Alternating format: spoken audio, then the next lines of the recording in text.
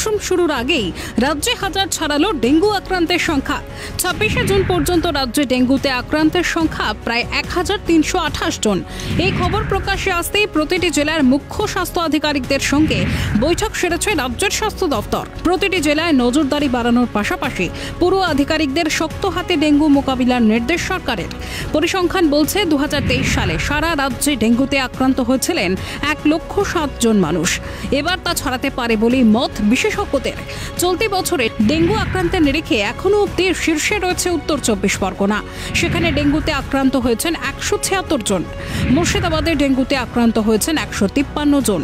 এছাড়াও হুগলিতে 145 এবং কলকাতায় 113 জন ডেঙ্গুতে আক্রান্ত হয়েছেন। রিপোর্ট প্রকাশের পরই আতঙ্কিত চিকিৎসক মহল। সাধারণ মানুষকে যত্রতত্র নোংরা আবর্জনা না ফেলা এবং জল না জমিয়ে রাখার নির্দেশ চিকিৎসকদের। এ বিষয়ে প্রশাসন এবং সাধারণ মানুষ উভয়কেই সচেতন হওয়ার নির্দেশ দেন তারা। সবেমাত্র কিন্তু মরশুম শুরু হয়েছে। রাজ্যের স্বাস্থ্য দপ্তরের তরফ থেকে ইতিমধ্যেই কিন্তু প্রত্যেকটি জেলা যারা মুখ্য স্বাস্থ্য আধিকারিকরা রয়েছেন তাদেরকে নির্দেশ দেওয়া হচ্ছে, যেভাবে বর্ষার পর ডেঙ্গির একেবারে বাড়বাড়ন্ত শুরু হয়ে গিয়েছে ইতিমধ্যে একেবারে মরশুমের শুরুতে, পরিসংখ্যানটা যেটা পাওয়া গেছে তা কিন্তু রীতিমতো ভয় ধরানোর মতো। সরকার সচেতন নয় সেটা একটা বিষয়, নাগরিকরাও যদি ভালো বোলিং করে, আমরা এত ভালো বোলিং করি আমরা নোংরা যত্র ফেলে বাড়ির মধ্যে আমরা গার্ডেনিং করি, সেখানে আমরাও আমাদের জায়গাতে খামতি রয়েছে, তো সেইটাও আমাদের মেনে নিতে হবে।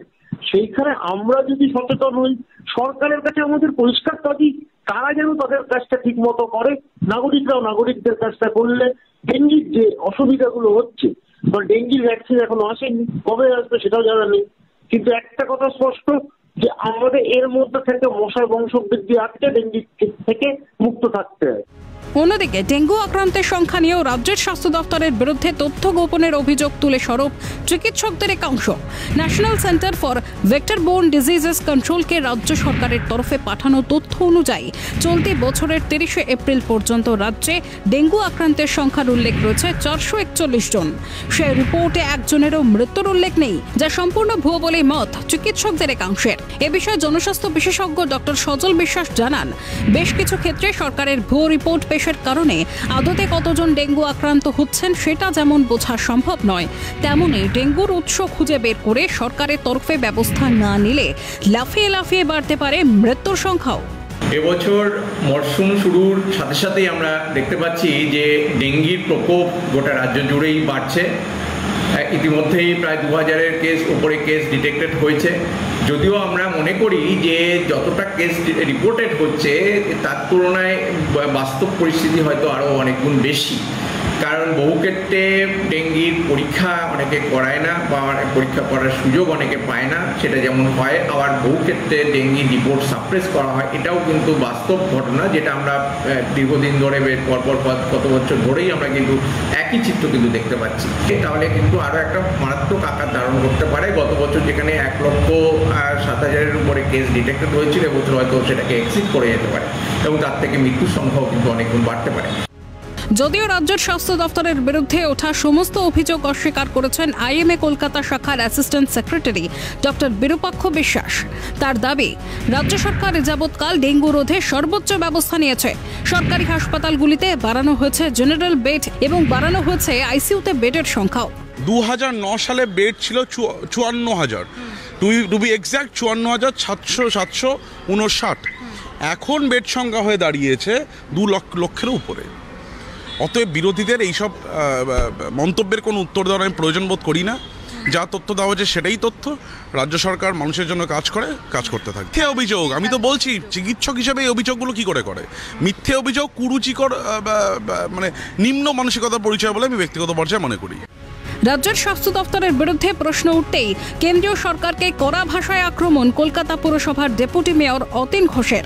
কেন কেন্দ্রীয় সরকার ডেঙ্গুকে বিপর্যয় মোকাবিলা আইনের আওতায় আনছে না, এই প্রশ্ন তোলার পাশাপাশি তিনি আরও জানান, নোটিফায়েবল ডিজিজগুলিকে যতদিন না আইনের আওতায় আনা হবে ততদিন ডেঙ্গু ম্যালেরিয়ার প্রকোপ রোধ করা যাবে না। কেন কেন্দ্রীয় সরকার নোটিফাইবল ডিজিজকে ডিজাস্টার ম্যানেজমেন্টের অ্যাক্ট দিয়ে আইনে পরিবর্তন করছেন না, যেটা তারা করোনার সময় করেছিলেন? কিন্তু দুর্ভাগ্যের বিষয়, এই নোটিফাইবল করে না বলে কলকাতা পুরসভা 144টা ওয়ার্ডে 144 জনকে নিয়োগ করেছে, তার আরও কোনো কাজ নেই।